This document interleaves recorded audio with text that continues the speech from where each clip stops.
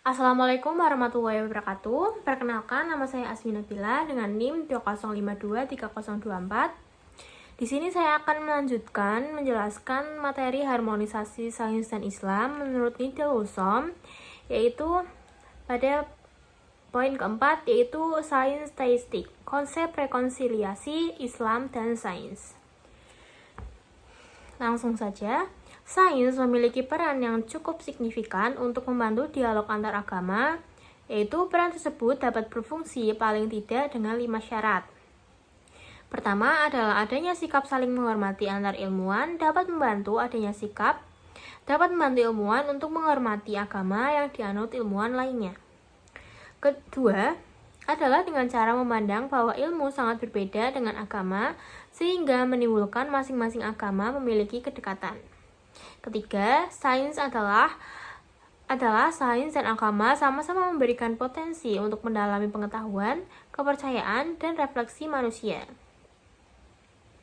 Keempat adalah sains akan terlihat mulia jika dilihat dari perspektif agama, dan agama akan dapat mencapai esensinya bila dilihat dari nilai-nilai ilmiah.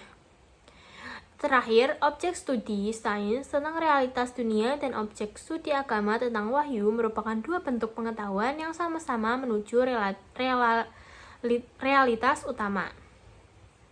Nah, berdasarkan berbagai analisis dan kritik Husom terhadap berbagai konsep dan pandangan tentang relasi sains dan Islam, relasi sains dan kitab suci, serta berbagai persoalan sebagai dampak pengembangan sains dan teknologi terhadap agama, Husom memberikan sebuah tawaran konsep sains dalam Islam.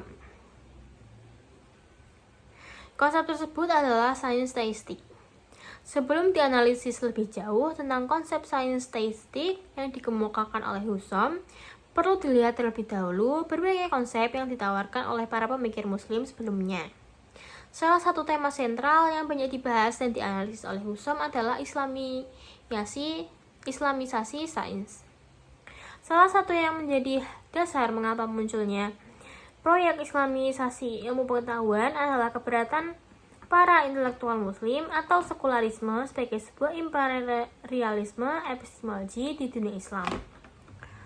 Kekhawatiran tersebut pada dasarnya telah dimulai sejak Muhammad Iqbal, Abdul Ala Al-Maududi, dan bahkan Sayyid Qutb. Islamisasi ilmu pengetahuan berupaya untuk mengatasi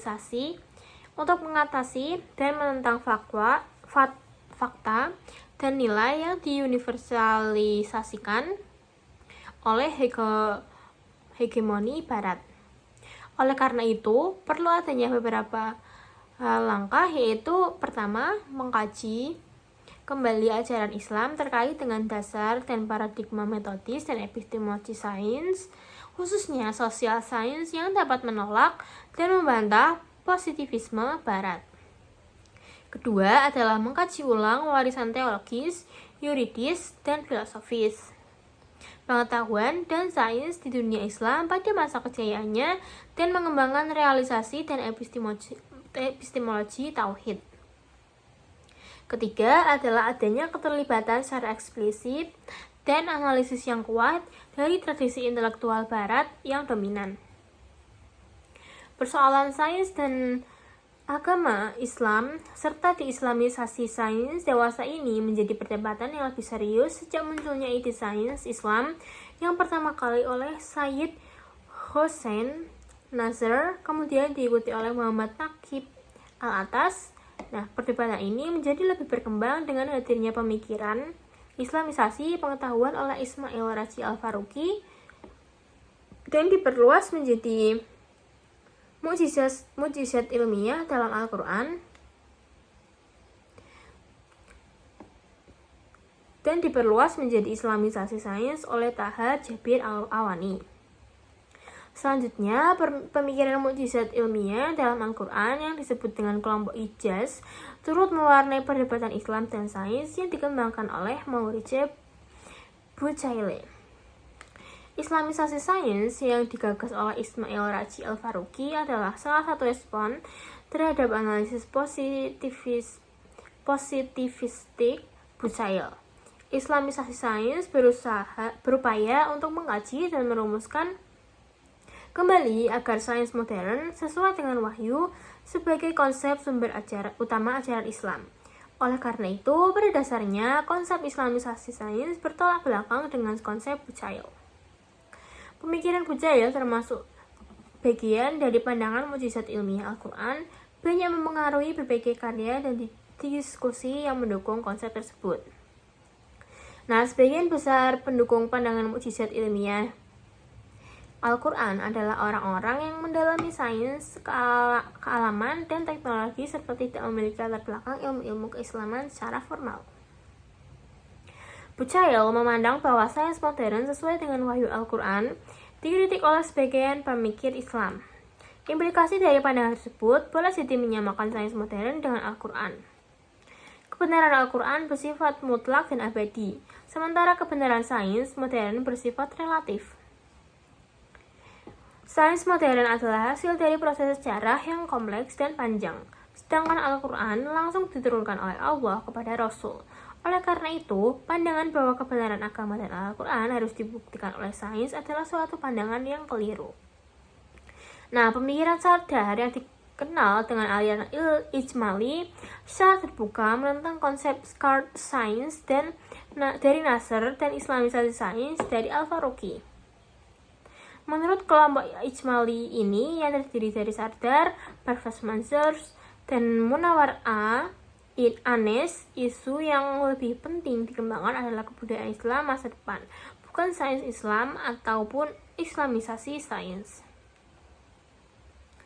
Sejalan dengan analisis di atas, Ozgur Taskin menyatakan bahwa pergerakan Islamisasi sains dan sains Islam pada dasarnya merupakan proses dialektika terhadap sekularisme dan persoalan dikotomi ilmu. Ilmu-ilmu keislaman seperti tafsir, kalam, fikih, dan lain-lain secara filosofis tidak banyak diperdebatkan. Nah, di sisi lain, ilmu-ilmu umum dalam konteks sains dan Islam dan Islamisasi sains, khususnya ilmu-ilmu alam, masih perlu dipertegas dan diperjelas landasan filosofisnya, terutama ontologi dan epistemologi. Taskin lebih jauh menganalisis bagaimana tipologi Barbour dipahami dengan cara praktis dalam konteks relasi sains dan agama Islam. Kategori konflik dipahami bahwa Al-Quran tidak mempermasalahkan adanya evolusi alam, kecuali teori evolusi yang terkait dengan asal mula kehidupan. Kategori independensi diibaratkan Islam dan sains seperti apel dan jeruk yang memang keduanya berbeda. Sains adalah bersifat hipotesis dan prediksi, sedangkan Islam adalah bersifat spiritual. Kategori dialog dengan cara memahami dan mendiskusikan baik itu konsep penciptaan maupun teori evolusi. Kategori integrasi adalah pemahaman bahwa sains merupakan bagian integral dari Islam. Islam sebagai bagian utama dan dapat menjelaskan semuanya termasuk sains. Islamisasi pengetahuan bukan sebuah konsep sederhana dan tunggal, namun konsep tersebut meliputi berbagai pandangan dan perspektif, yaitu metafisik, epistemologis, etis, dan metodologis. Islamisasi sains juga berupaya menempatkan sains Islam dan kontestasi sains kontemporer. Oleh karena itu, asumsi-asumsi filosofis yang dikembangkan oleh Naqib al-Atas, Sayyid Hussein Nasr, dan Ismail R. Faruqi menunjukkan betapa konsep Islamisasi sains tersebut tidak tunggal, melainkan sangat luas dan kompleks. Berbeda dengan pemikir yang mendukung Islamisasi sains dan sains Islam, sebagai pemikir dan saintis masih meragukan eksistensi dan termasuk juga epistemologi, Islamisasi sains dan sains Islam yang diusung langsung oleh para pemikir ilmuwan muslim seperti Ismail Raji Al-Faruqi, Ziauddin Sardar, Sayyid Naqib al-Atas, Osman Bakar al-Muzaffar Iqbal. Nah, di antara pemikir yang mengkritik upaya Islamisasi sains adalah Muhammad Arqon. Menurut Arqon, konsep Islamisasi sains mesti diawali dengan kritik epistemologis radikal terhadap pengetahuan. Nah, hal ini diperlukan dengan cara dengan cara membedakan diskursus yang bersifat ideologis dengan diskursus ide sehingga dapat mengelaborasi suatu epistemologis kritis, yaitu New Critical Epistemology. Istilah sains sakral dan sains profan yang dikemukakan oleh Nasser adalah untuk membedakan dengan konsep sains tradisional dan sains modern. Nah, perbedaan mendasar antara sains tradisional dan sains modern adalah posisi profan dan sakralnya. Bagi sains modern tradisional, sakral berada pada posisi sentral, sedangkan profan berada pada posisi marginal. Nah, materi yang terakhir adalah kritik terhadap pemikiran Nidal Husom. Husom adalah termasuk salah seorang generasi baru intelektual muslim yang mendalami sains dengan cara aktif terlibat dalam dialog Islam dan sains. Salah satu kritik terhadap Husom adalah ia terlalu banyak membahas Islam dari sisi metafisika, padahal metafisika ini cenderung dianggap berada di luar ranah sains. Di samping itu, Husom cenderung menggunakan analisis teologis filosofis ketika menjelaskan hubungan Islam dan kosmologi, sedangkan kosmologi dewasa ini berbeda dengan kosmologi pada masa keemasan Islam. Kosmologi saat ini lebih merupakan bagian dari sains eksperimental. Tujuan Husom adalah ingin mengkonsilialisasikan tradisi keagamaan dengan modernitas keilmuan dan rasional, dan bagaimana mempertemukannya dalam skizofrenia, yaitu gangguan proses berpikir. Nah, ia banyak merujuk upayanya tersebut dengan pemikiran Ibnu Rushd dan berdasarkan prinsip tauhid, meskipun ia tidak secara luas menjelaskan apa yang dimaksud dengan prinsip tauhid tersebut. Pada dasarnya, Husom tidak memiliki pendekatan yang eksklusif tentang agama Islam. Nah, dalam hal ini, Islam yang dapat direkonsiliasi dengan sains. Terkait dengan tanggapan Bakir yang menyatakan bahwa agenda yang ditawarkan oleh Husom terbatas dan harus diperluas sampai masalah teologi alam atau natural teologi. Nah, teologi ini tentu saja akan sangat terkait dengan kajian teknologi Islam dan relevansinya dengan fenomena alam termasuk bencana. Nah, dalam konteks ini, Husom membedakan antara teologi alam dan teologi tentang alam. Apa yang dikembangkan oleh umat Islam selama ini adalah teologi alam, seperti teologi tentang alam yang masih sangat sedikit. Ia setuju mestinya yang harus lebih dikembangkan adalah theology of nature, yang sangat erat kaitannya dengan fenomena alam termasuk bencana. Nah, secara singkat, pemikiran Husom tentang relasi sains dan Islam tidak terlepas dari perjalanan hidup dan dinamika intelektual Husom dalam membentuk karakter dan fondasi epistemologinya. Nah, dalam pemikiran Husom ini dilandasi dengan prinsip-prinsip dasar ajaran Islam. Hasanah pemikiran Islam klasik, nah tidak anti modernitas dan apresiasi terhadap kontribusi filsafat sains kontemporer.